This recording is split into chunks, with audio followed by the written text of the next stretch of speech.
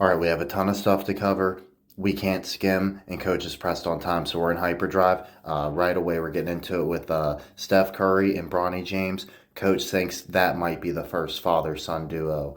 They're built very similarly in height, the shoulders, muscular structure, all that sort of stuff, arm length, wingspan, all seems very similar. Also, he is the perfect person to mentor Bronny because you can teach him how to work off ball, teach him how to be a champ, right? Like Braun knows a lot of stuff he can teach Bronny about like just winning in general, but as far as like actually doing specific things at the NBA level, like LeBron and Bronny are entirely different players. He needs a player like Steph who can mentor him. So, and then Bronny's role would just be Steph's backup. If Steph goes down or needs to rest for a bit, Bronny steps up, takes the starter minutes, and develops a little bit right throughout the season. And then someone else joked that Bronny, his father Steph, right? So it's like a meme. Steph Curry has several kids. One named Riley, another named Ryan, and another named Cannon. Okay, so Ryan Day, Riley Cooper, as I mentioned before, and then Cannon's just an awesome name. He's been joking he's going to play with Cannon, like LeBron did. Coach thinks, if he's learned anything from Hollywood and how cast they cast older older stars in younger roles, right? Like you'll see 90210 or Dawson's Creek, and it's like chock full of people in their late 20s, 30s, right, etc., playing teenagers. So coach thinks this is Bronny's kid, in that Steph is the 6-year-old boy Cannon's grandfather. Okay, and then they're starting rumors of, well, not starting, they've been going around, LeBron to the Warriors, right? So they really want them teamed up, but it makes so much more sense for Steph to just go to LA. And then, Steph sharing words of encouragement to Bronny. Delaware Online reporting that Tanner McKee of the Eagles will be starting. He's a third string quarterback. Did you know he started for Stanford? Isn't it nice that our Commanders didn't have to face a Stanford quarterback? They got to face some bum ass, right? Like they got cut from the Steelers, right? Like so, coach actually thinks on second thought Tanner McKee's probably pretty decent. And as far as we'll get back into him in a bit, just keep him in mind, all right? So Woody Johnson's son Brick ruined special moment after Jeff Ulbricht's first win. All right, so that special moment was like after the head coach's first win, it's customary for that coach to get the game ball. Brick took the ball from Aaron Rodgers and gave it to Garrett Wilson, who we won on the Browns, right? So also Brick nixed a trade that would have sent Jerry Jeudy to the Jets because he said Jerry Judy's Madden rating was whack, right? His rating's too low. So that's hilarious. Let's see. So he served as U.S. ambassador in the United Kingdom of the Trump administration in London. They're saying it's like the most dysfunctional place imaginable. He's definitely some sort of royalty. He's an heir to the Johnson & Johnson pharmaceutical fortune. Let's see. Of course, was that the Belichick thing? Yeah, they're talking about the Belichick only lasted one day. Got the Bill Parcells connection as well. We learn more about Parcells. Let's see. Oh yeah, so Woody wanted to trade down, get the Mr. Irrelevant pick to select a player like Brock Purdy. Isn't that funny though? Like Coach would have got Brock Purdy, right? Like, yeah, I want the Mr. Irrelevant pick. I don't just want some bum ass 7th round pick. But in this case, the Jets get burned because they're trying to copy that, like a pattern that's already hit. Right, like you want it when it's going to be interesting, not when it's right after it's already happened. Right, the next Mr. Relevant's not going to be relevant. Right, so in this case, he could have taken a guard that the Broncos took, or he could have taken a guard that the Broncos took, who's like still on the team. And then let's see. Oh yeah, it's like you have to like manage the owner of the team, like not just the players. So like the culture is obviously just terribly toxic. Yeah, like he like weighs his son's opinions like equally against what people paid to do their job say. Obviously, we know this is all fake. We just think it's hilarious. And then there's the Garrett Wilson thing. Brees Hall and Garrett Wilson were unhappy with offensive coordinator last year. Garrett still wants more touches. Let's see. Yeah, so Rodgers is like, he was asked if like basically he feels like the Jets do the things like the right way. It's like, is that a rhetorical question? He's like, do you see like public support? And he says, no, not really. There's been firings. He's like, well, that's your answer. So I thought that was funny. And then let's see, they refer to management as the Bobs, so it's just like a terrible environment, like soulless. It's like Office Space, and that's basically like where I work. And then let's see. Oh yeah, so they're basically saying they would have been better off with Jerry Jeudy the whole time, even though they finally got Devontae Adams. And now Aaron Rodgers is mad at Garrett Wilson. So just to make it even better for us, like, Coach wants Garrett Wilson on the Brownies bad. That's his number one wide receiver to get. Like, yeah, Josh Gordon's nice, and I think that's happening too. But I want Garrett Wilson first, for sure. That'd be a huge tip to Coach that he's on to something, right? That was one of the first people I had on my radar. Ohio State, the whole deal, right? So we know it. And then they're saying he might trade to the Broncos. Something like that's fine too, right? If it's a Jerry Jeudy versus Garrett Wilson, like AFC Championship, like that's interesting, right? But Garrett Wilson can't just be rotting on a shitty Jets team. Like, if he's gonna stay on the Jets, they gotta at least be good, right? And we're playing them in triple overtime in the playoffs or something, right? So let's see, Sauce Gardner posting cryptic message as well. I'd love for him to go to like the Lions or something. That'd be so ill. And then we'd have to look more into him. So it's interesting they use the word spells, 6 catches.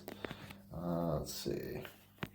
Like I said, Wilson wants more targets. Teddy Bridgewater joined the Lions. So all we have to bet on as far as fading our Lions is we just have to hope the unluckiest quarterback in the history of the game remains unlucky. Or at least not lucky enough to fucking luck into a Super Bowl, right? So we think this is a good sign for us. He just won a high school title down in Miami. So he got one for Miami Northwestern. That was interesting. Northwestern is the name of a school in Illinois. But they're, reassuring everybody that's not bad for Hendon or anything like that. Like, we already know that. They're boys, so Hendon's not going to take this as a sign of disrespect. Right? He's not threatened by Teddy. He's just glad to have him back, I'm sure. And then, let's see.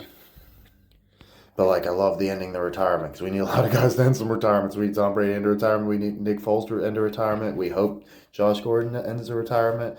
We hope Joe Thomas ends a retirement, right? We only need 2 of those in Coach's opinion.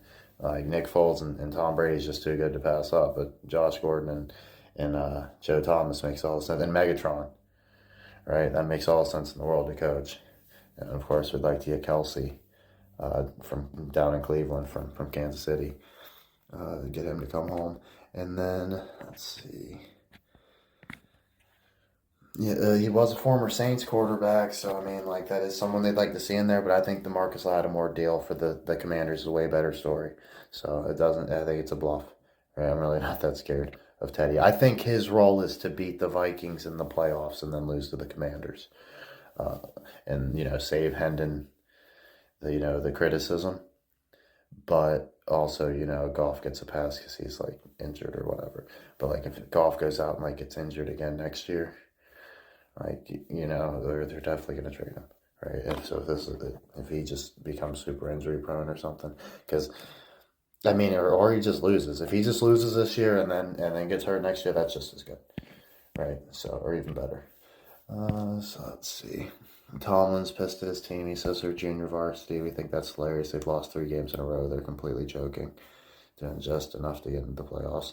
Thought this was really interesting. They posted a Detroit Eagles jersey, right? When we were talking about Nick Foles going on the Lions. How weird is that? And then, oh yeah, it's just some random, like, doing their BS stories. And then Embiid wearing the mask, getting into it with a female ref. Deshaun Jackson and Mike Vick, both coaches right now. So Deshaun Jackson, coach at Delaware State, when like Delaware, that's where the Sixers G League team plays, the 87s. And then as far as we need to look into that more too. I didn't think about that one, but and then Vic's doing Norfolk State, so like that's super dope. But like both those guys, right? You know, they like you would think of them as Eagles, pretty much, right? You're like, oh, maybe it's in for the Eagles, but someone like coach is like, oh, those were Foles era, right? So he thinks it's a Foles connection. So Larry Brown was named Commander's Legend of the Week game for Week 13. Coach loves this. We needed this bad. You don't even understand yet, but just wait. So you know I was on to Larry Brown already, but we had to have a good connection. So I was like, there's no way his name is Larry Brown and it's not a connection to like the Sixers coach Larry Brown.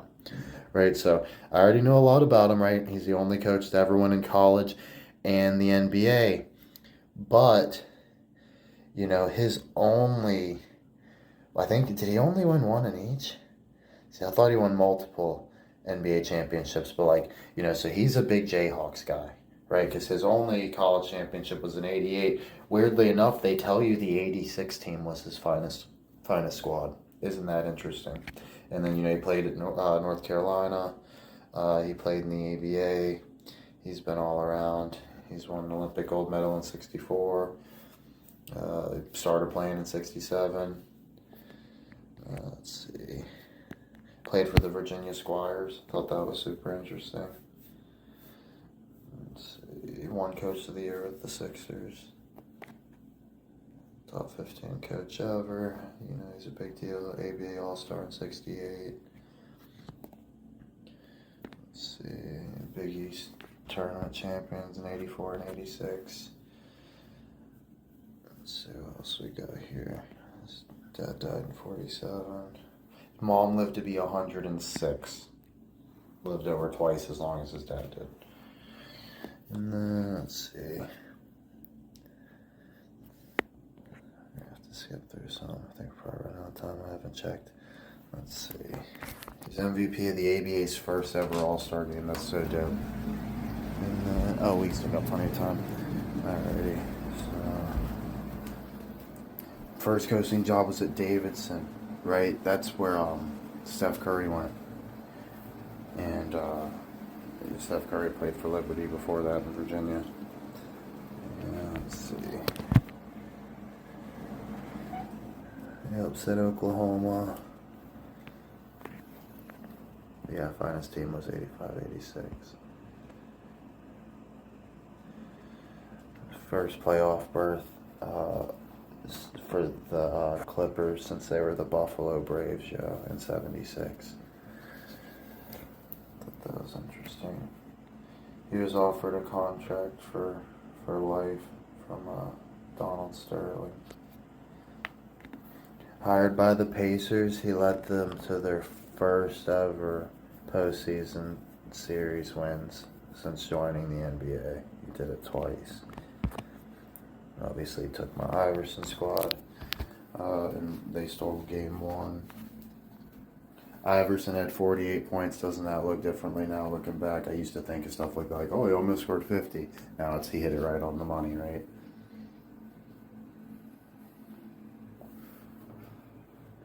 Yeah, they said he would be the Cleveland Cavaliers president after leaving the Pistons. Let's see, $60 million. Yeah, so he got his 1,000th win while he's coaching, while the Knicks beat the Hawks, right? So he's coaching the Knicks. So as he's coaching the Knicks, he comes to the fourth coach in NBA history, win 1,000. All three other coaches, coincidentally, had previously served as coach of the Knicks as well, right? And one of them's named Don Lenny, Pat, and Larry. And then, of course, he got into a big feud with Stephon Marbury.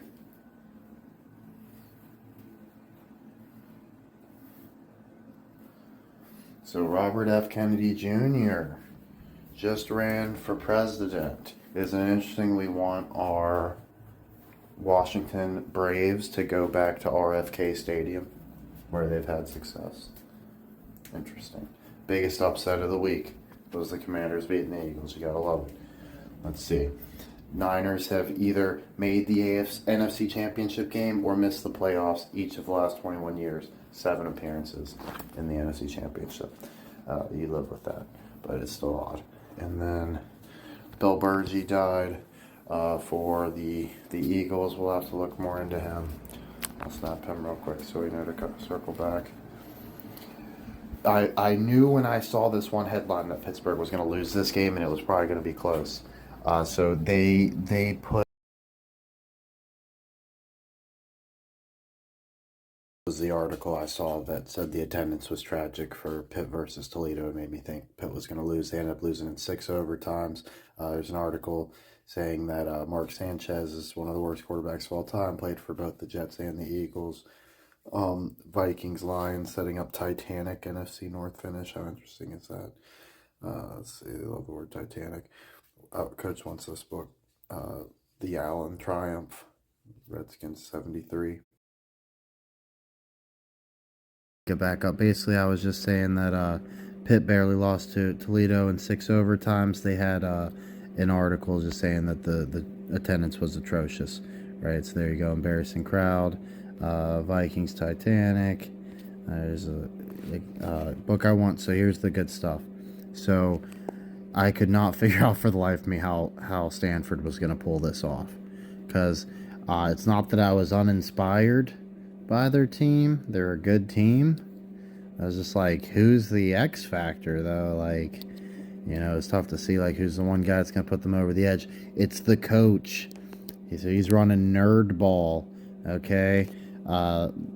Chris Mooney from University of Richmond, that's our Virginia connection, thinks he's the smartest guy in all of basketball. He has the best feel and overview of basketball programs and coaching of anyone he's ever met. Okay, so let's see.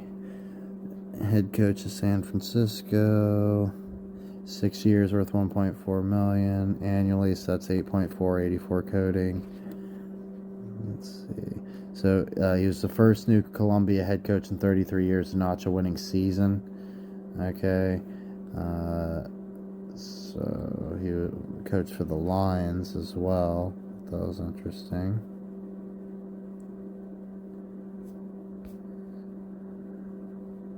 Sorry, I just don't want to miss anything. This stuff's important. So 6 seasons on staff. First postseason win in 11 years when he was with the Cougars. And then I think they made the tournament, and they made the first NCAA tournament bid in 16 years. Remarkable turnaround for a long struggling team. They beat Drake in the first round even, and now he's the head coach of Stanford, right? Like pretty much immediately.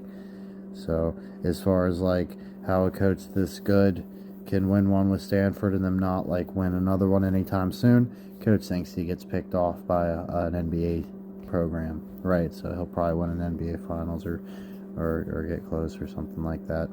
Let's see. So it's all about defense. They let up 90 points in one game, so it's going to be a gradual process. They're going to slowly get better. This is first season, so just the fact they're starting off 9-3.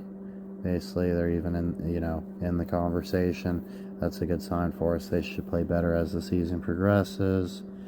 Let's see. He just runs them to death, basically. They do nothing but defensive drills. Stanford used to be terrible at defense. UVA won it with defense. The coach is a big fan of this. That Wahoo's team wasn't all that impressive. You look like, Kyle Guy and Singler and DeAndre Hunter. Like, none of those guys were great pros or anything like that, or even close. So that shows it was a system win for the Wahoos. Let's see, Wooden Award watch list. Let's see, they've got like a 7'1" big that scores like crazy. So Leland Stanford. So yes, this is essentially the namesake for the university. In fact, it's called Leland Stanford Junior College to this day. Just most people know that. So he's widely considered a robber baron. Coach knew right away this was a Freemason. I Can't remember if I got the screenshot, but they straight up tell you he's a Freemason who's admitted to the bar in 1848. Let's see. So he like founded Wells Fargo, basically, Pacific Life. He's just one of those larger than life characters. Right, the university is nicknamed the Farm.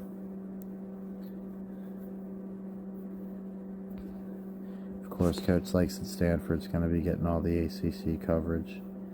So they have great TV contracts, best contracts in college basketball. That's why Notre Dame's there.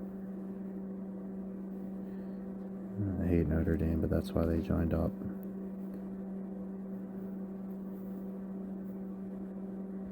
So Jane Stanford was killed after she seized control of the university. The kid died of typhoid fever. Leland Stanford Jr. For some reason he was known as Leland DeWitt Stanford until he was 9. So that's interesting.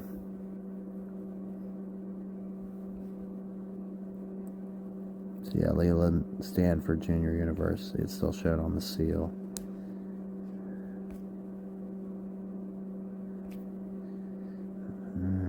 Let's see. Nothing super interesting, I don't think. Just the numbers we like popping up a lot. The coach's not going to do that every single time for every person. That's a book I want, Larry Brown. So here's a huge connection for Coach. So Larry Brown, great Commanders running back. Okay. Also, oh wait, did I already do the other Larry Brown? Okay, I might have done that. And then Jayhawks 50th anniversary. Here's some books I like, Beyond the Fog. So Fog Allen. So our Jayhawks are from Lawrence, Kansas, and their coach is Fog Allen, and they play at Allen Fieldhouse, right? So we really like the Lawrence part. Larry Brown's from Lawrence, you mentioned. Fog Allen went to Baker University. We've had Baker flagged, so that's a big hit for us. Let's see, anything major here is just the numbers and stuff, but we'd have to look specifically at Kansas championships where we got too excited there. We just know they have a flip of 50. They have a magic number of 24 because they hit in 42. He just won a couple seasons ago. That definitely makes it a bit less fun for Kansas winning, but we will certainly take the payout if we're right. So here's a book I want, Leland Stanford, American Disruptor, Scandalous Life. Here's the Stanley Cup book I bought, Sports Illustrated. Here's an ABA book I got, Terry Pluto. Hail Victory, Oral History of the Redskins. Bonsai Babe Ruth, Baseball Espionage and Assassination, and the Tour of Japan in the 30s, some shit. Total Olympics, every obscure, hilarious, dramatic, and inspiring tale worth knowing. Coach really wants this one, but it's like $50. This old book on the birth of the Milwaukee Bucks called Bucking the Odds from the 70s. Here's a close-up on one of the Beyond the Fog books. This is expensive. Year of the Deer. I would much rather have the old book than that one, but it'd still be cool to have that one too. So our 76 Indians, Coach wanted another sign, even though they've definitely done enough for him to believe. Alan Ashby, top of the rotation. What do you fucking know?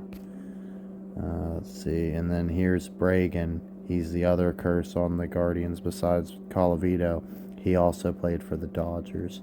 Thought that was interesting. Also Milwaukee and Braves connection right there. So this Bill Bursey guy died when he was 79, right? So he's a hit. So he was immortalized, all that sort of stuff. So I thought this was interesting. So it says, to you has been given the mystery of the kingdom of God, but those who are outside get everything in parables. So we got to decipher parables, apparently.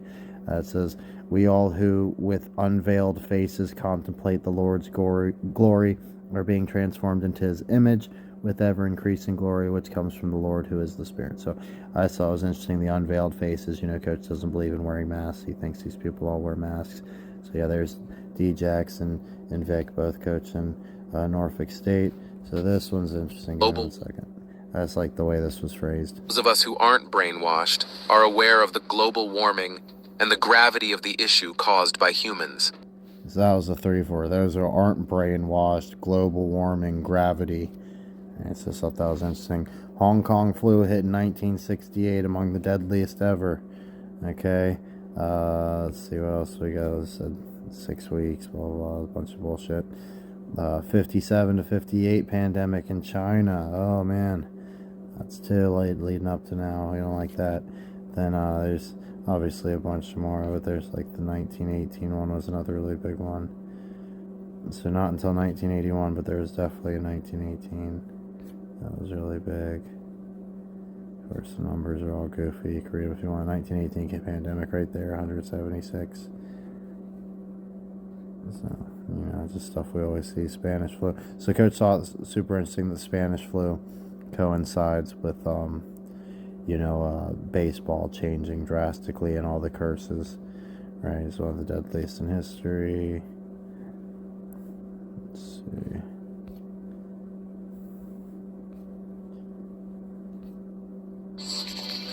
Oh, yeah. The NFL is a bottom line enterprise. So in his first meeting against his old team, Queen made it his business to show them what they're missing. Jackson will throw underneath the likely got the ball comes flying up in the air, and it is good. So Patrick Queen gets his revenge game. He immediately strips and recovers the fumble. I thought it was interesting that the Eagles had a nice anthem for their Super Bowl run. Wins and losses came out, just months before that Super Bowl by Meek Mill. Inside the college football playoff, we got our new episode coming out. I believe that's either tonight or tomorrow. I can't remember why I took the screenshots. Probably tomorrow. And then we got UNC UConn, so essentially because of the Belichick, Lawrence Taylor thing, just show they're a bum ass school nobody cares about. Miami, Iowa State, thought that was interesting. It's the Pop-Tarts Bowl. Miami of Ohio, the Red Hawks, and the Colorado State, I believe Rams. Just thought that was interesting as far as their symbolism. Colorado and BYU, it just seems like a good game people would want to keep an eye on. So we got Alabama, Michigan on New Year's Eve. That's the early game. And Louisville, Washington, South Carolina, Illinois, Baylor, LSU. Coach might watch Alabama, Michigan. I really don't care about any of these ones. Definitely watching Penn State, Boise State. Let's see. And then the next day, Texas and Arizona State and Ohio State, Oregon. Yeah, Coach is just going to do that. He's just going to pretend football doesn't exist till 7:30 at night on New Year's Eve. He's going to watch that one game. And then on New Year's Day, he's watching all three of those bangers. So full day of football on New Year's Day for Coach. Thought this was interesting. They're talking about Tanner McKee. So watching his highlights from the Patriots game, he throws a nice ball. Prototypical NFL QB, graduated from Stanford. Nice touch, smart. Let's see. Honestly, reminds me a lot of Foles with his play style. How interesting is that, right? And then, so this was interesting, John Matthew Stafford, right? So Stafford, he's, when the Bulldogs are winning, he's winning one with the Rams, right? What do you know, the Cleveland Rams, Ford. And then, let's see, anything else interesting? So who's this? No, McKee, okay, right here. So also there's a guy on ESPN, his name's Stanford Steve. He was a Stanford quarterback. Let's see. I already did a lot of that. Was the article. Sorry. They might be close in. So Eric Dickerson doesn't want Saquon Barkley to break his single season rushing record. So Coach is thinking Saquon's not going to break it. It's hard to say though because Dickerson might be a heel. I thought it was interesting. Wayne Rooney, like Art Rooney and stuff. I forgot he's an English footballer. Coach talked to somebody from Britain today who wanted to watch Premier League soccer, so I got an excuse to talk about Premier League. He said Manchester United has had an American owner who's run them into the ground over the past 10 years, so that was very interesting. And LaShawn McCoy, who we have as a heel, he's making fun of Eric Dickerson, so hard to get to read, but Coach is siding with Dickerson. Saquon doesn't deserve it. Let's see. Oh, this was super. So Kenny Pickett grew up an Eagles fan, so played for the Steelers, is an Eagles fan. So he's trying to beat Dallas. as an Eagles fan, right? But he's injured. So instead, it's going to be the Stanford guy. So the way Coach sees it, so Kirk Cousins injured, doesn't play, isn't going to get his revenge game. So the Commanders win. And then Kenny Pickett not getting a chance to get his revenge game, but it's actually hopefully in it for the Stanford guy. Actually, we go with the Eagles losing. So either way, it's either in it for the Stanford guy or the Eagles just blow it. Either way, that's good for us. And then Teddy Bridgewater, of course, did all that within a year to announce retirement, wins the state championship in high school, and then signs back with the Lions. So let's see. It was interesting. They said the guys still talk about him almost every mic'd up, so I'm glad he's coming back. I knew that Teddy was too important to just go away. So I know exactly what was going on there. I still really don't, but I knew he wasn't done. Let's see. Deshaun Jackson restructured his contract, so hopefully it makes him like more tradable or some shit. Let's see. Oh, that's just some dumb shit. I don't know right there. Let's see. We got Patrick Peterson. He could sign with the Vikings or something and help them out. Let's see. Bill Burrs, yeah, they tell us a little bit. Yo, he died on Christmas in Chad's Ford, Pennsylvania, yo, at 79. That's definitely interesting. Okay, so Coach thinks it's just enough to get you like an NFC Championship loss. He doesn't think it's all that special. Hopefully we're right there. Let's see. Greatest player in Arkansas State history. Almost 60 years. I wonder if it's been 58. Oscar-winning film. So Bradley Cooper, that's got to be Silver Linings Playbook. That movie kind of sucked.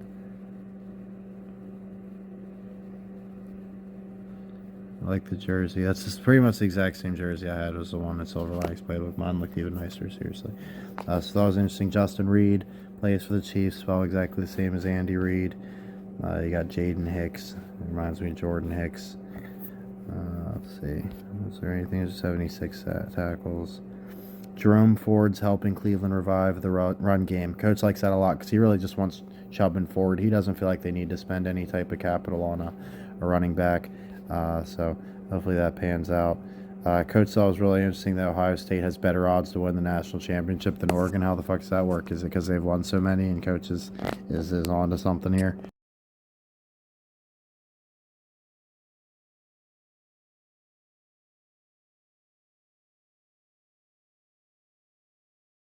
Okay, so Coach didn't fully understand his Clippers pick when he figured that's the only team Doc Rivers could go over, because why wouldn't it be his former team? And then it turns out, so Larry Brown gets like their first postseason win for them or whatever since they were the Buffalo Braves.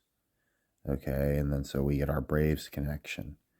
And then, of course, we get the Buffalo connection. Buffalo and Cleveland are kind of linked, like the Browns and Bills are incredibly similar. And then, except the Browns making 4 Super Bowls, or the Bills making 4 Super Bowls, of course. But we thought that was interesting. Just another Indian tie-in. So we got our Stanford Indians, the Buffalo Braves losing. Obviously, Chiefs get in there. That just makes it even scarier about the Atlanta Braves. But what are the Bucks? Why is a deer winning? That's weird. But okay. So this was the guy I showed you was at the top of the rotation for the 76 Indians, Alan Ashby. Okay. So obviously we love the Allen connection, Dean as well, like Dean Smith. Okay, and then also played for the Astros.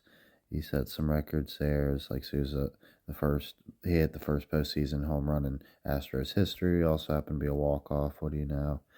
And then he was in attendance at Sandy Koufax perfect game.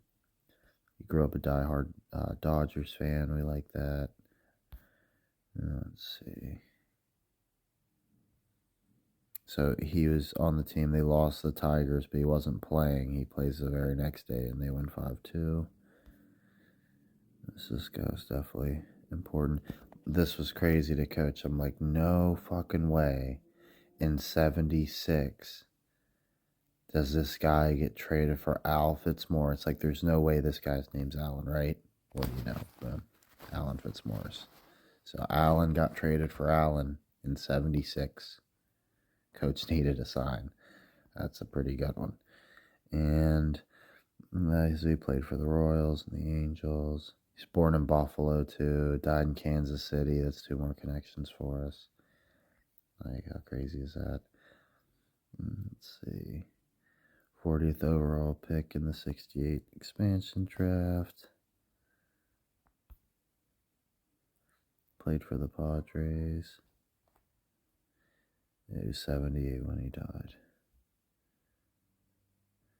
And so that's another 87 connection. Coach is going to figure out the 87 soon. That's next on the docket. We're hitting that next video. We're going to figure that shit out. I'm sick of trying to guess. And then, let's see. Caught a second career no-hitter with Nolan Ryan.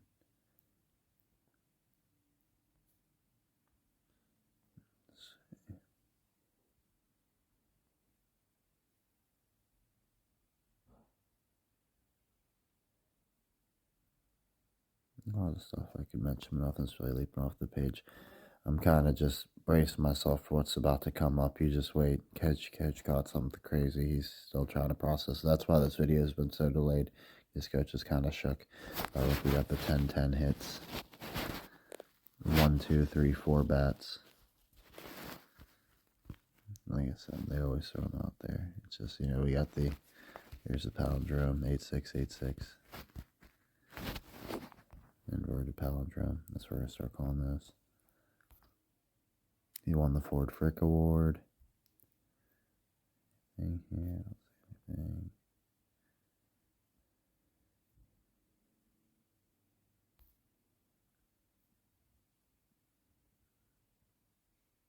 Yeah, so in 2016, the Astros got rid of him.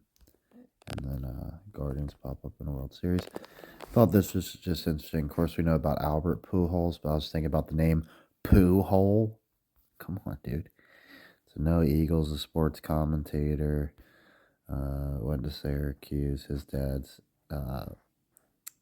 another Eagle. So that's Noah Eagle. There's also Ian Eagle. So just keeping these guys on the radar from Miami.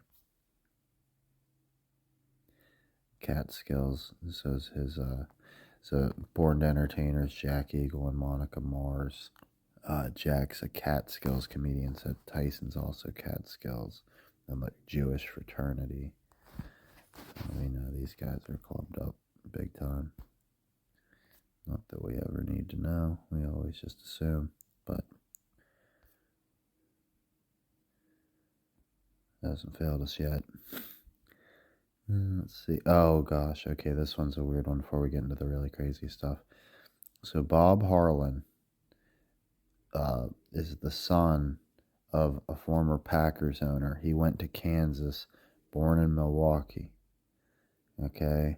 So Coach was thinking like Harlan Williams. Okay. So that's Bob Harlan.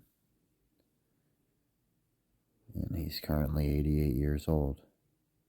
He might be kicking the bucket soon. There's Harlan Williams. So only got a 69 on that one, but Coach thinks that's very similar. The nose a little bit different, but look at this one. Boom. I know they only gave me a 72, but good Lord. You can really see it there. Like, I didn't look anything like him in that other picture. So, I'm just saying that's definitely the same fucking dude. Especially with the Harlan connection. They've got like weird Canadian roots. Steve Spaz Williams, it's his special effects artist brother. And he's also friends with the keyboardist from Bare Naked Ladies. Or it's like his cousin as well. The special effects guy was in all sorts of big hitters. Let's see, he didn't appear in the 1 week video because he's battling leukemia. So how did Bare Naked Ladies guy tour with Lou Reed? Like, jeez. Just doesn't seem right. Velvet Underground's one of the best bands ever.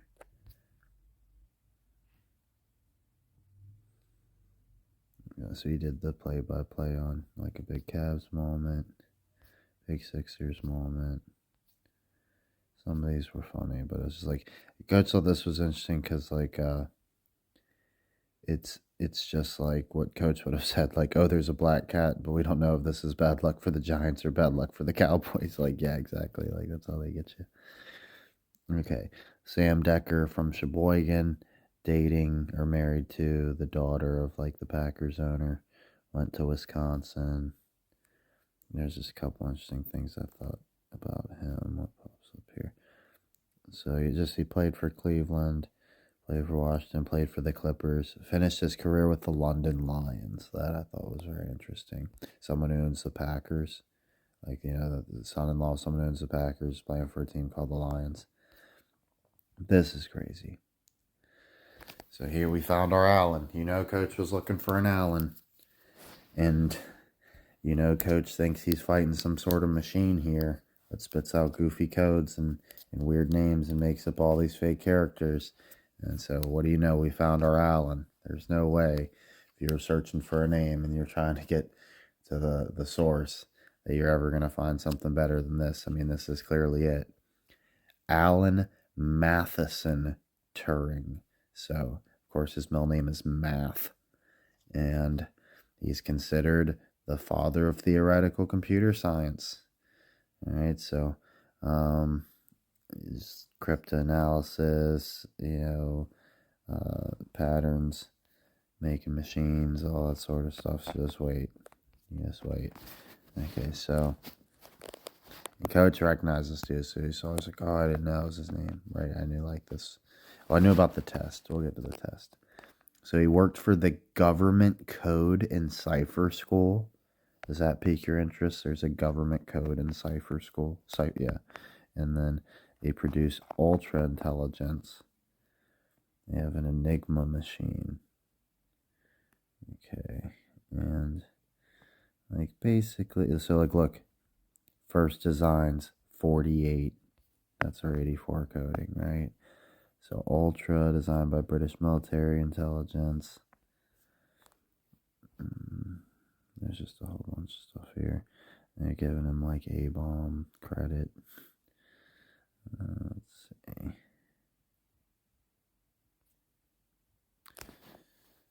So cipher machines. They called it a phony war. I just let you know it's bullshit. See, rotor cipher machines. I also forgot to mention Larry Brown first started coaching for the Tigers, Memphis Tigers. Thought that was interesting.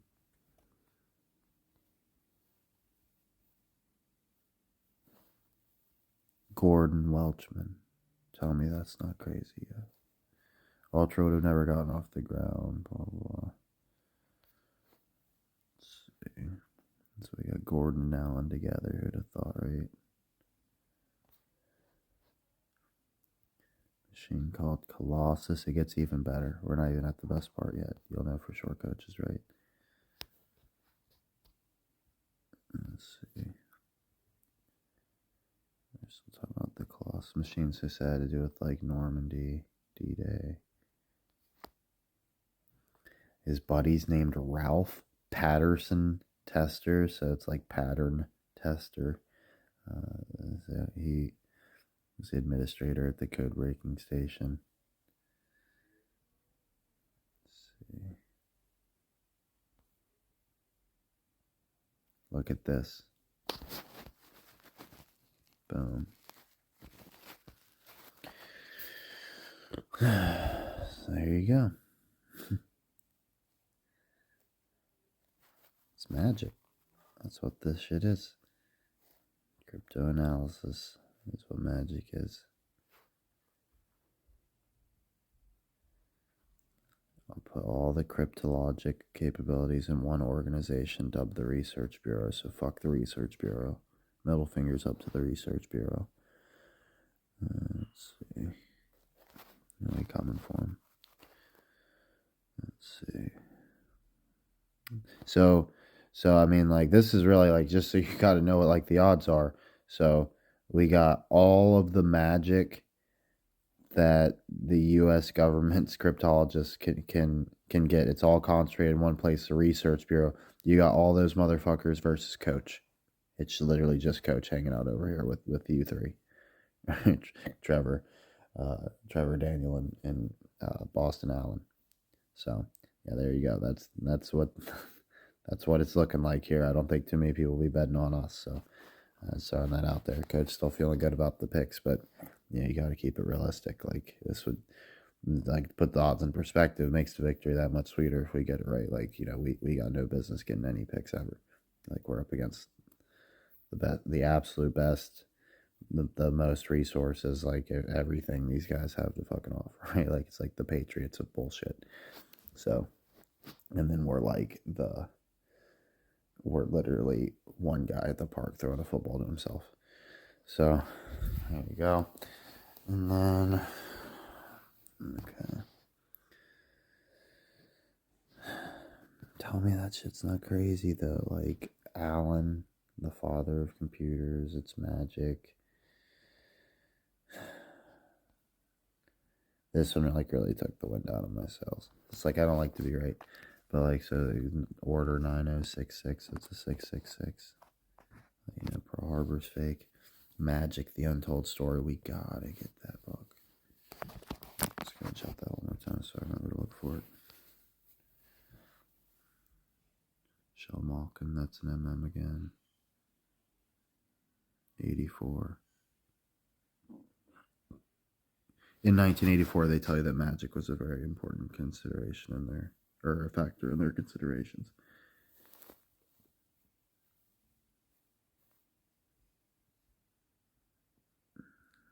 Here, the magic background of Pearl Harbor. Isn't that shit crazy? Yeah. Number 44. Yeah, you gotta feel like it's on this one. But it just keeps getting weirder and seems like even more impossible. It's like this. Look. DeWitt.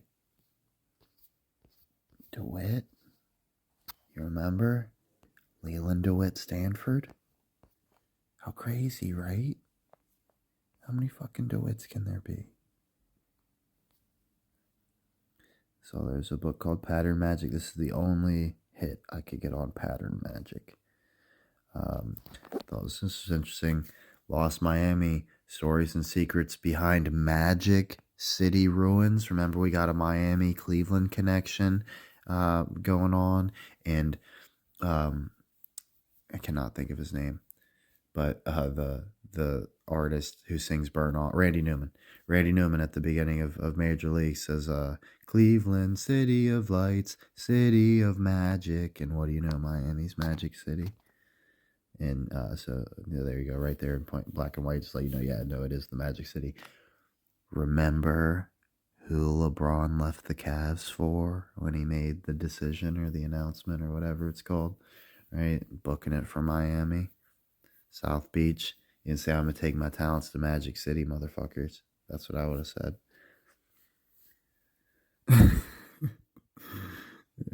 Oh, yeah, so check this out.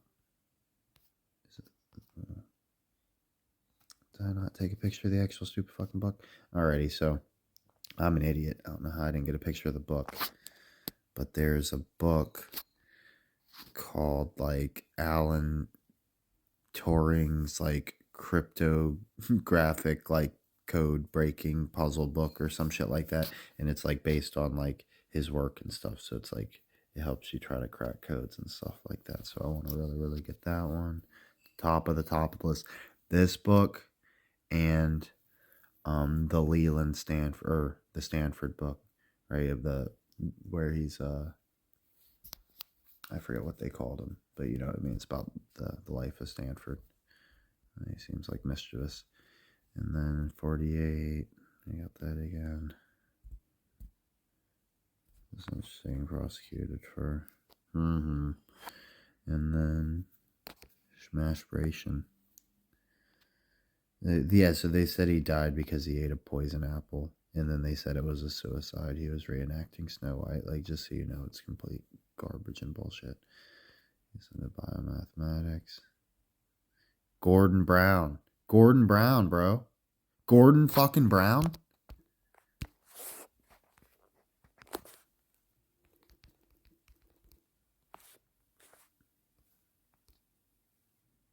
James Gordon Brown. Yeah, this was recent too. 97. We got 76.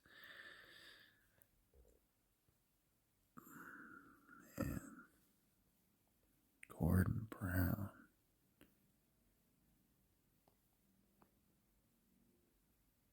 They gave us 2 Gordons with this motherfucker, dude.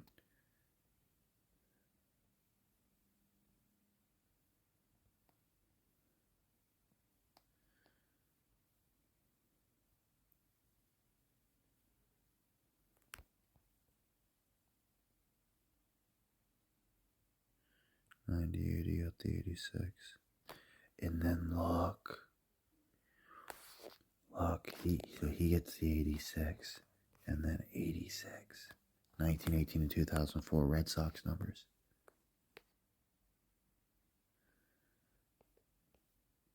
So crazy.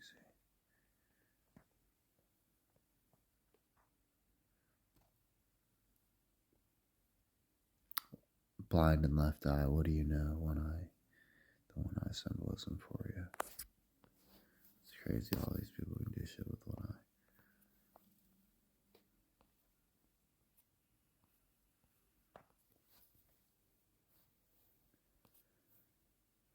'76 and '79. You got all flippy there.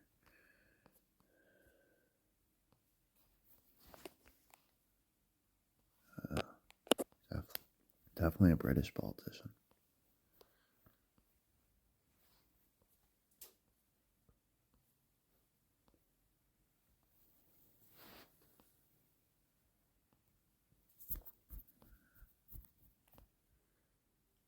Shadow Chancellor. That sounds sketchy. Let's just go to the fun stuff.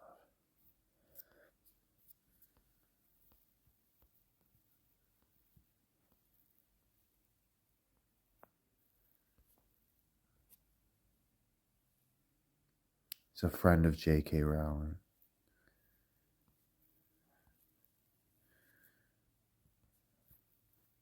There's another magic connection.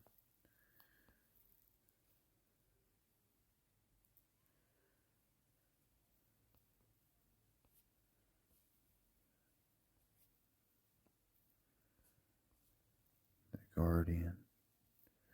That's right, their big paper's called The Guardian. We got our Guardians. Guardians of the Galaxy.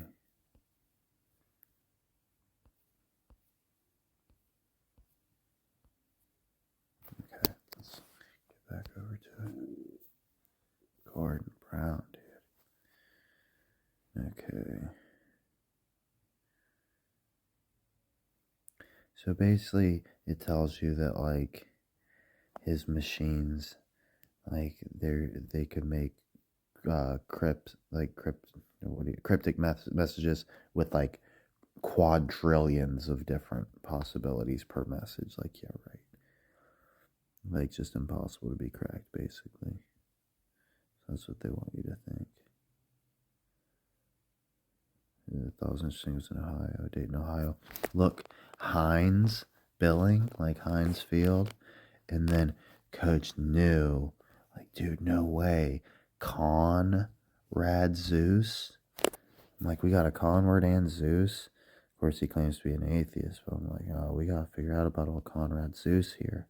Okay, we'll hit Heinz Billing first. All right, so look, he's got the one eye symbolism. Why's everybody got one eye fucked up? What's going on, dude? Okay, so just throwing that out there.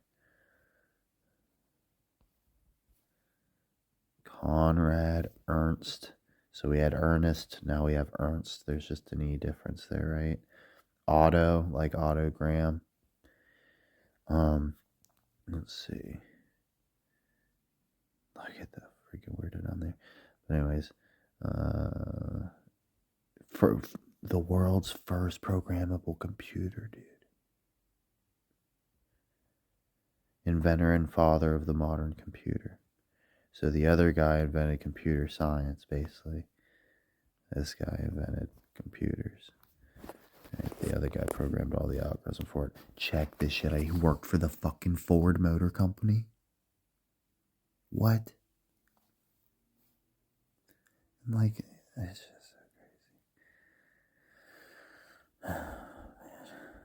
In 35, when they won the fucking championship, they won their first championship in this motherfucker. So literally, they get him to start. Hey, we're about to win our championship. We got to get the computer guy to make our advertisements. Get the fuck out of here, dude.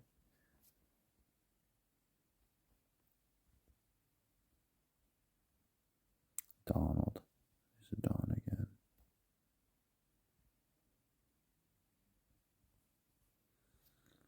Man, oh man.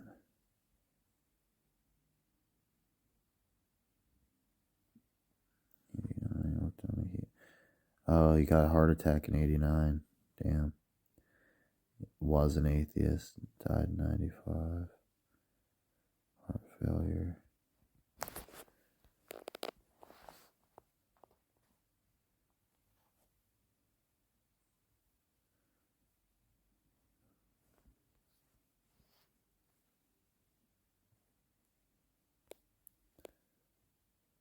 So the Turing test is a thought experiment that assesses a machine's ability to exhibit human-like intelligence, right? So this is like basically how they program bots to fool humans, right? He's got like the standard for it, right? So they can't tell whether it's a human or a bot that they're interacting with.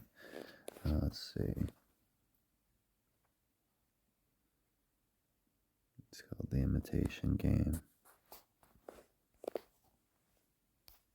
I'm sure most people are vaguely familiar. I thought it was interesting. One of the very first thing that pops up was a Stanford article. They got like a bunch of stuff on Turing tests. Let's see. So it gave us chatbots. Program called Eliza. 1816. There's 86, where a protagonist falls in love with an automation. So, and like, look, they're like a sculptured woman that is animated by God. See, that's what Coach is really like saying, like, he thinks there really might be like robots and all sorts of weird stuff. Who knows? Let's see. Can machines think? Gave us captchas. They tell us that bots can't decipher distorted letters and numbers. Coach doesn't believe that. He thinks they just want you to think that there's ways to sort out bots, and the bots are really dumb. They can't even pass this a simple fucking captcha. This one was weird for Coach. Stanford HAI. Okay, immediately made Coach think of HAL from 2001: A Space Odyssey. So it's really crazy. Do androids dream of electric sheep? This is about to get really weird for you. Alan Turing. I know I missed something huge though. I can't believe it. Like I had it coming up the whole time and I didn't. I must have missed it somehow. But Alan Turing and Alan Jackson. Okay. 78% match. I'm telling you. That's the same fucking person. That shit's so crazy. Like the way the mouth slanted, the way the nose is arched, the eyes, everything. Let's see. Oh yeah, so our boy Alan Jackson, 44 million sold, 66 songs, 6 featured singles. So there's one thing that's really interesting to me. Look, Charcot-Marie, tooth disease. So he has CMT. He has country music television. He got the country music television artist of a lifetime 1 year after getting Charcot-Marie tooth disease. What are the odds? That bitch could have just been named something else when she got her fucking tooth disease. One letter difference. Nope. Or just like somehow not been named after the tooth. I don't know. Let's see. Or he could have just gotten. Maybe he just doesn't come out with it right till just a little bit later. No, right before he's gonna win, he gets the CMT. It was CMT season. That's kind of a little more. Maybe it was in here. Something real crazy for my dog.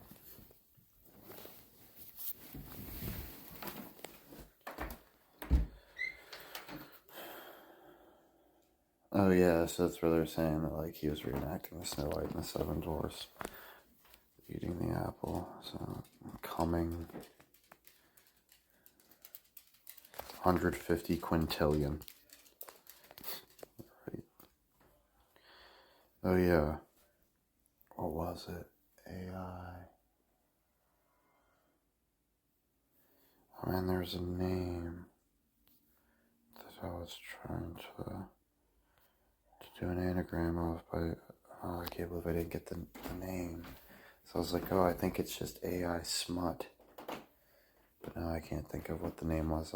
Oh, man, I don't know. I'll remember another time. So Uncanny Valley, psychological and aesthetic phenomenon that describes the unease or revulsion when something appears almost human but not quite. So maybe think like Simone, all that sort of good stuff. So JOK, he's still not doing great, so hopefully makes some sort of miraculous comeback for us next year. Help the Browns get all the way there. So 76 was the most active offseason in Cleveland Indians history. They went trade crazy. Thought this was super interesting. Bears, Commanders. So that was the deciding the turning point for both team seasons. What do you know? In the 42 championship, they met up and the Commanders won. Does that not look good for us? Here's Travis Hunter doing his stupid horns. He is just ugly. Just fucking stupid turtleneck shit. Anyway. There's gotta be something. Oh, yeah, so this was what I screenshot during the video. So we're done. I definitely missed one banger, but I appreciate if you stuck around.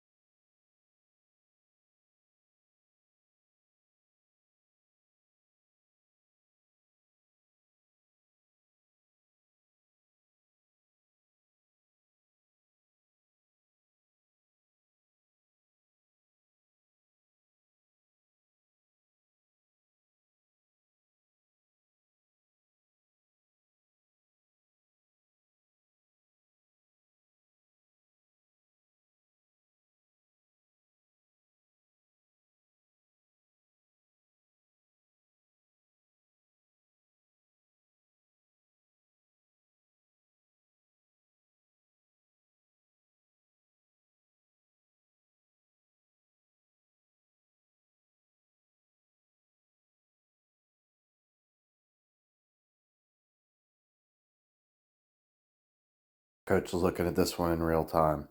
So Coach's dad gave him a tip on Art Schleister. Said this guy was a total sleazeball. Okay, we love his middle name is Ernest. We just saw Ernest, right? And Ernst. So perfect time to cover it. He played in the NFL for the Baltimore Colts. Let's see. He was in the Arena Football League with the Detroit Drive and played in Cincinnati. Played Ohio State Buckeye football. We had a gambling addiction. Faced legal trouble for 4 decades. Can't believe it wasn't 6.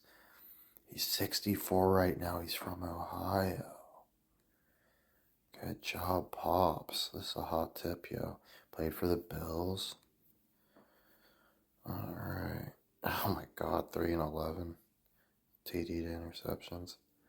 Career arena, who's much better in arena league? 6,067, 1,006, 6 starts, 13 games, 666 coding. Let's see. Did a 10-year stint from 2011 to 2021. Miami Trace High School. So there's a Miami High School in Ohio. We gotta look at that. Who's some notable peeps?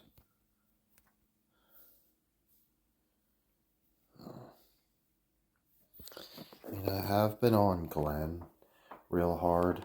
Like, I've seen a lot of Glenn's lately, and like Glenn's been one from early on because of Ed Wood's movie about like I don't know what I can say on YouTube, when you dress up as the other one, right? So if you dress up as the other one, he's got a movie called Glenn or Glenda. So you could check that one out if you want. I'd recommend just watching the movie.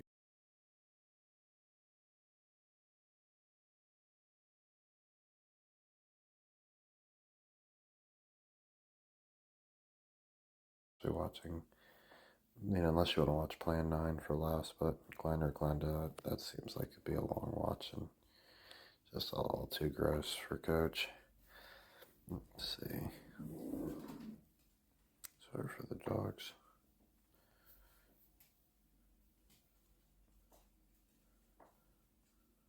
"46 interceptions. Top 6 Heisman.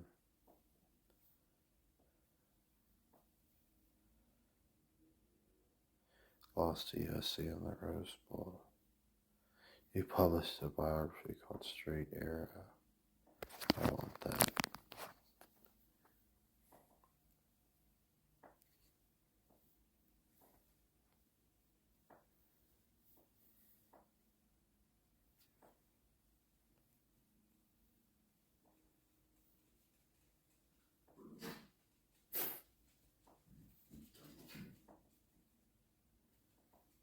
.489, 84, and 86 coding.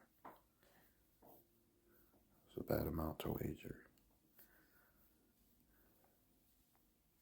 You should have known better. The middle name like Ernest.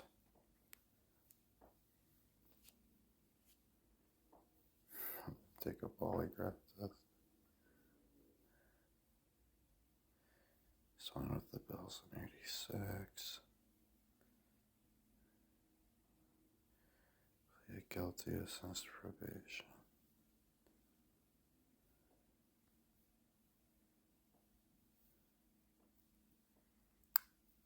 Lost all 6 starts. Number 4 bust of all time. Someone else has number 7. And then this dude's got his number 3 behind Russell and Leaf. That sounds solid to me. If someone put Leaf and Russell number 2, I'm going to trust their judgment on number 3, because that would have been my top 2. Let's see. If he's drafted out of Marcus Allen. Jeez.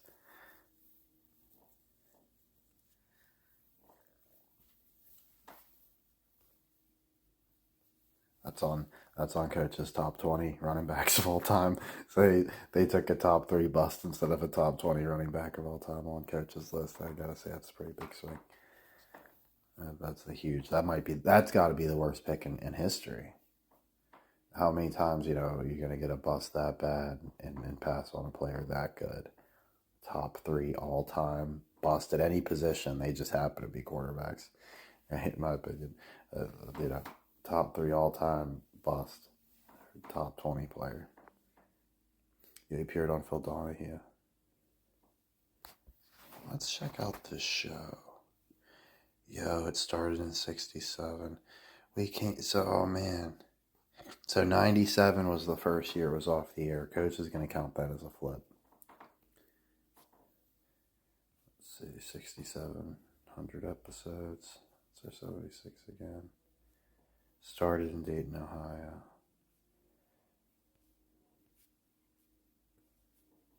So that's why a lot of people don't know he's from Ohio. A lot of people seem, like, most of the time I talk about something like, oh yeah, I knew that. People didn't seem to know Donahue was from Ohio.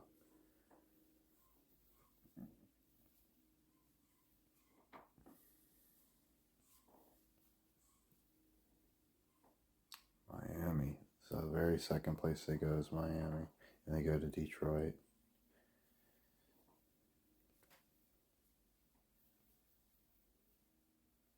"2000th episode was in '79.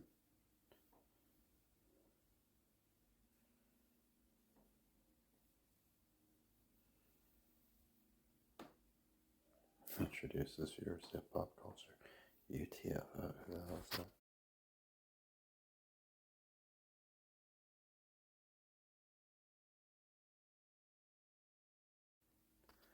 Untouchable Force Organization. Dr. Ice. Mixmaster. Oh, Roxanne.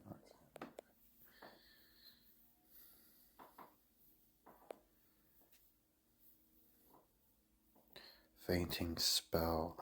Dude, look. Yo, he fainted on the broadcast. It's one of the most discussed in the show's history moments. He said it was anxiety and overheating. But the spell was actually a media hoax orchestrated by Alan Abel, as in Cain and Abel.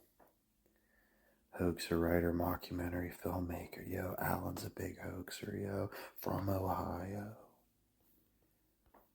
What do you know? Hey, schmooish? Who would have thought?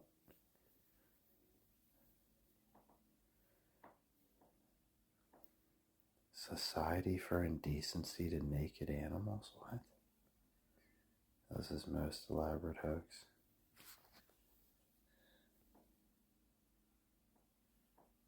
So, because he is like censoring naked barnyard animals and stuff. That's funny.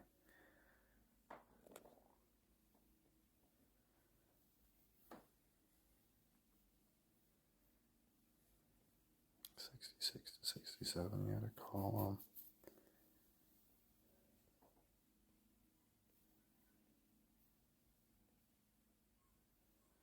So he probably was behind Watergate too.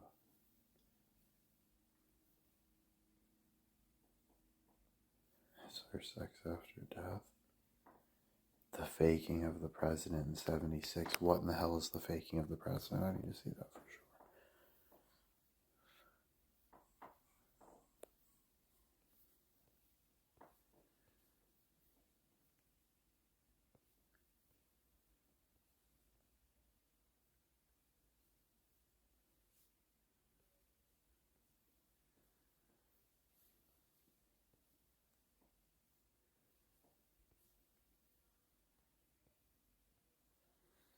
The Great American Hoax. Yo, Coach has to pick up all these cats' books. No joke. Alan Abel. We're about to be some big Alan Abel fans. Way to go. Pops with the fucking Schleister shit. Oh, man. 87 at the 5,000th episode.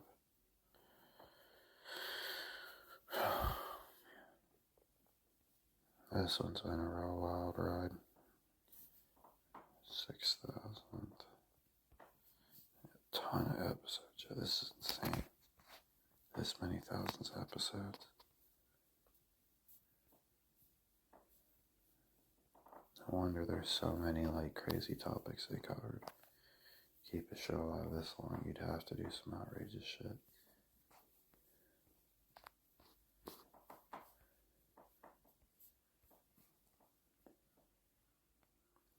'29 on the 50 greatest TV shows of all time. So let's get back to Schleister.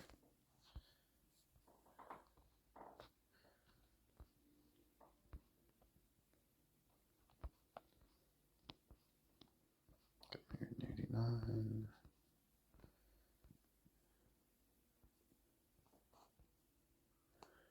Wait. Is this Roxanne?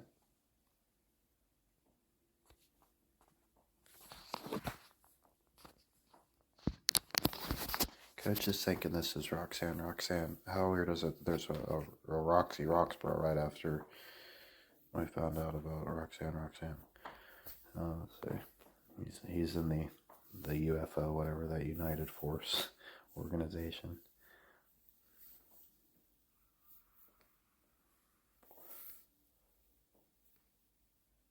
'97, he got a 76 coating on his award. Yo, what? Gambling on Magic. I'm starting to feel I'm way late to the party here, and so many people know this shit, and y'all like already have all these books and stuff. Are you fucking kidding me? 50 most important people in sports? 10 most influential people in gambling? Yo, Pops hooked it up with this one. Alrighty, we're going to leave it there. We're going to come back to this guy for sure. Coach didn't pop his head back out of the rabbit hole. We were still on Roxy Roxborough. I was thinking that was the end of Sleester.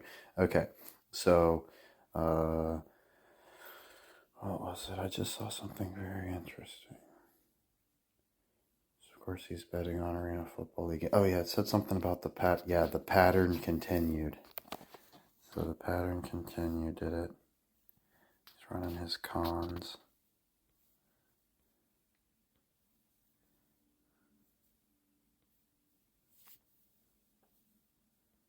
From the FBI, went back to Indiana. Treasure Island.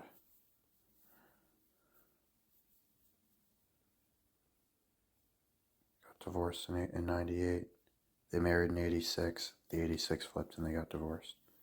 What do you know? I was literally going to say when I saw the 86, I was like, it would have been better if they got divorced there. What do you know? They had another 86 coming. Hit it right on the money. Okay.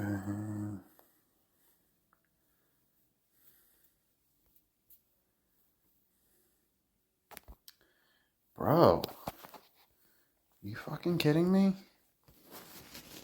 It can't be that popular of a name. Like, great to always be in some crazy shit. Gravely injured in a plane crash that killed his father and 3 others. Him and Barney. He gets conned for over $1 million.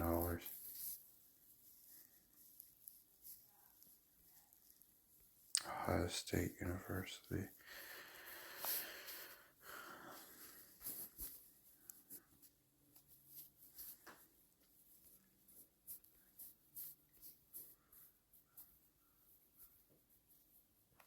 Definitely wouldn't hate it if this dude dropped dead for us. I wonder if he's in the news right now.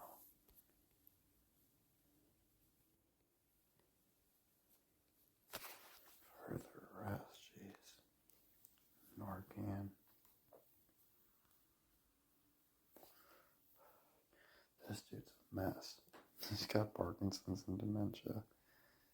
Effects of numerous concussions. So the con man had a bunch of concussions. Okay.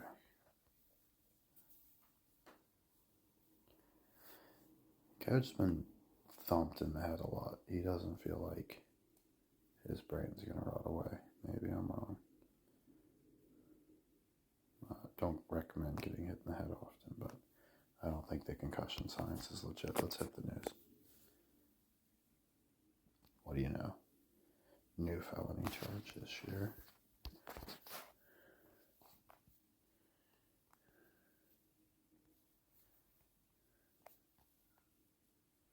The officer grabbed. Oh man. Here, you want to hit this? Alrighty, so that's what we got. Alright, so we're going to finish off with some library pickups and then go over our picks real quick. So this is one Coach has had for a minute. He just keeps forgetting to mention it in the other videos, so I figured I'd show it. We've got the game, the Michigan-Ohio State rivalry. This is a book Coach had from before, but it's really nifty. Madman's Library, Strangest Books, Manuscripts, and Other Literary Curiosities from History. It's like a really thick hardback. We got this one, Beauty at Short, Bancroft, the most unlikely Hall of Famer in his wild times in baseball's first century. So this is one of the greatest shortstops of all time, played for the Boston Braves. So we're hoping he gives us some clues. Tigers by the River, accurate and true tale of the early years of professional football. So Willie Graham, we got autogram. It's just a nice book. It's hard to get old pro football stuff. So The Club, how the English Premier League became the wildest, richest, most disruptive force in sports.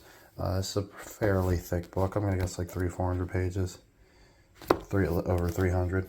So, New York Times bestseller, The Breaks of the Game, introduction from Bill Simmons. So, it tells about like the injuries and all that sort of stuff. Why they're important. That's over 400 pages. So that's a thickie.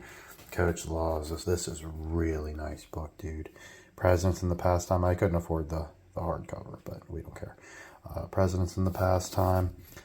This has to be at least 500 pages. So like 450. Okay, so yeah, that one's really sick. Now let's go to our picks. So, Coach genuinely believes we're never going to have it like this ever again. And I know I've thrown a bunch of picks out, and I'm like, oh, I love this one's like whatever, okay. Not a single pick on this list. I promise you, not one. Not one pick on this list all the way to the next NBA Finals is getting swapped out. These are real official coach picks. We've got numbers to back them up. It's not just intuition. These all have legit numbers. That's why you'll see the Blue Jackets are not listed. Okay? Because we like the Blue Jackets in one of the next 2 years. We don't have an official pick for them. We're just keeping an eye on them. So Coach thinks Ohio State is a lock. The more I've thought about it, Georgia doesn't scare me at all. It's Ohio State time. There's just too many reasons that's what's going on. Okay? And so we'll go through the picks first. So Ohio State football, Commanders Super Bowl, Stanford March Madness champs, Bucks winning the NBA Finals over the Clippers. We like the Commanders beating the Chiefs. We like Ohio State beating Penn State or Georgia. We don't know who Stanford's going to beat. Guardians beating the Dodgers. Lions beating the Browns. We don't know who the Jayhawks are going to beat. And we like the Lakers beating the Cavs. Okay? So right now, you can parlay these together. We have different waves. So there's no reason to go broke trying to get rich here. We got too many picks and we got a good system. So max deposit is $100. Minimum is $10. That's like coach's recommendation. You should put at least $10 right now on this section of picks. Coach put $100 because he really truly believes. But we don't need to put anything down again until after the Super Bowl. Okay, so no matter what, we're not putting anything else again until end of February, probably March, because that's when the Lions line is going to come live. Okay, so right now we're trying to get parlays for Ohio State football, Commanders Super Bowl, Stanford basketball, Bucks over Clippers, Guardians over Dodgers. But we're trying to do every different sort of combination and even throw some into where it's okay, maybe the Bucks only have to win the Eastern Conference Finals. Maybe the Guardians only have to win the pennant, right? Maybe the Commanders only have to win the NFC, right? Do some few of those. So you're not going to be able to get all these together anyways, right? But, definitely throw a 50 cent to where it's just a couple, two or whatever, Ohio State and Commanders. So you can get a little bit sooner and have more for when the next window opens up. Right, so this is our prime window right now. As soon as the Commanders are done, we're trying to parlay Stanford basketball, Bucks basketball, the Guardians, and the Lions. Right, so we'll be able to get Stanford and the Lions on the same pick. Then as soon as Stanford's done, we can sneak Kansas in there for next year. So it's going to be Bucks, Guardians, Lions, Kansas. And then after the Bucks, we got one more window. Guardians, Lions, Kansas, Lakers. And then, of course, once the Guardians is over, that's just a shrinking window. You only got 3. You only got 2. You only got 1. So we want to start betting this one here. Right? So Coach is thinking $100 here or 10. $100 here or 10. $100 here or 10. $100 here or 10. So you're between $40 and $400 over the course of the next 2 years. That's certainly not crazy, especially when, with any luck, we're going to be very well paid somewhere around in here. So appreciate you. Oh, yeah, we did. All right, Coach is going to go over today's mail grab. This came from eBay. This thing is a monster. I mean, it is a big, big boy. I'm going to guess 300 pages or something. Yep, over 300. And it is big surface area. You know, put in perspective. All right, so that's a very big boy. It's even bigger than the Madman's. That's about the 88 team. Braves on the warpath. Alan Beal. We're going to have to look up Alan Beal. Coach has a few more stories coming up, too.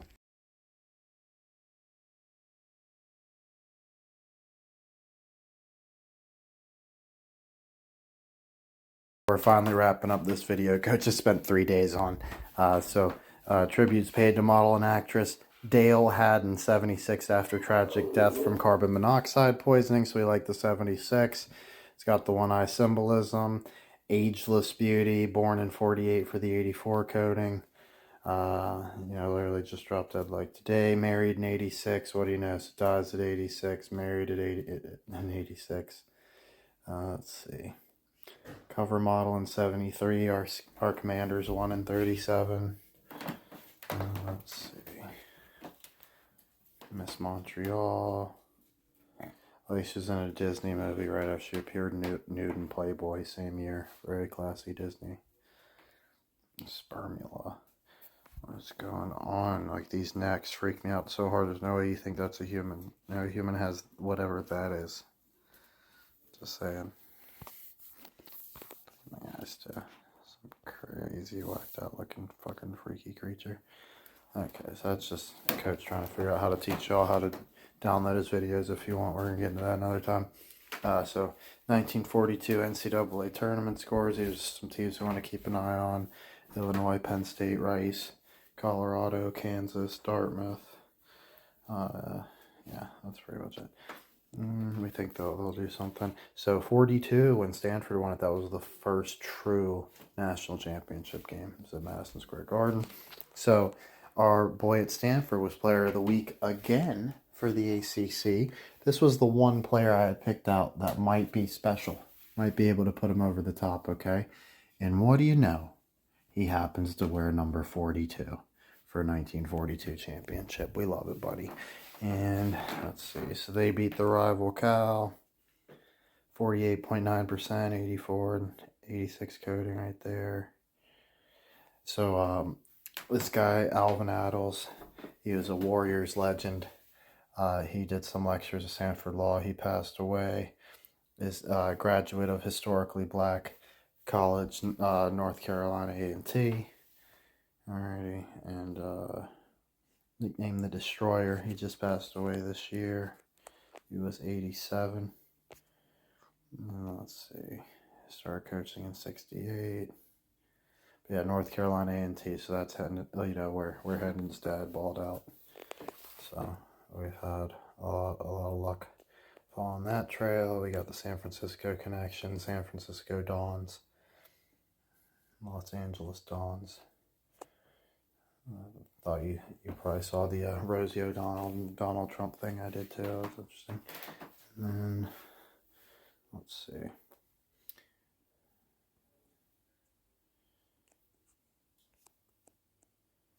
He was with the franchise for 60 years. One of only 6 jerseys retired. Won the CIA titles for NCAA back-to-back years. Let's see.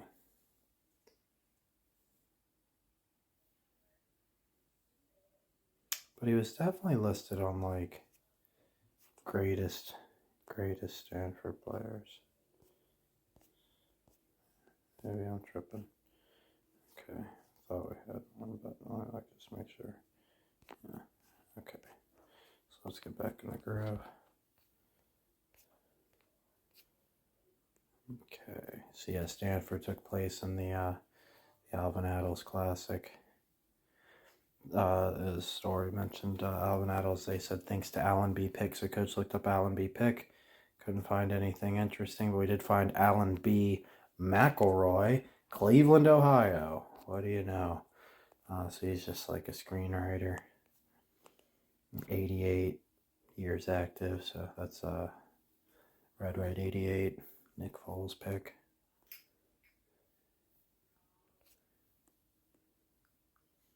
Miami Trace High School. Oh wait, that's Schleister. Oops, sorry. Okay, so we went full circle. Here you go.